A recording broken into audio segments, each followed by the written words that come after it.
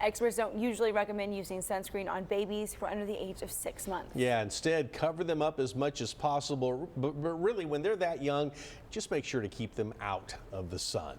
Now, if you are planning to be at the beach this weekend, it's important to be aware of some of the other hazards that pop up along our coastline. That's right. We've got meteorologist Carly Smith to talk about what she's learned about some of the most fatal threats out there. Yeah, I've been working on this heading into hurricane season, but also rip currents are something that happen any time of the year, and so they're dangerous. Last year, there were 91 deaths in the U.S. that were associated with rip currents, and when it comes to weather-related fatalities, this was the second highest after heat. Both are concerns in Corpus Christi this weekend. On the beach, a rip current may form does form as a way to return water back out to the Gulf of Mexico. The water, it's going to find the easiest path back out to sea. That does tend to be near piers and jetties, but they can form anywhere, is likely where there's gaps in the sandbars, and they're tricky to spot from the beach.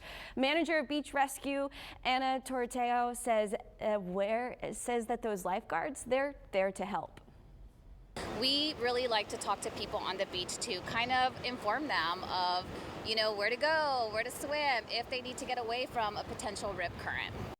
Yeah, and if you notice an area where the waves aren't breaking, that is likely a rip current. It looks calm, but it's actually one of the most dangerous places to swim. You can easily drift out to sea if you aren't careful. Surfer and swim instructor for CCISD Terry White has some advice for how to get out of the rip current. Don't swim against it. You want to swim parallel to the beach. You want to swim out of that pocket, get out of that rip current, and then try to make your way back to shore.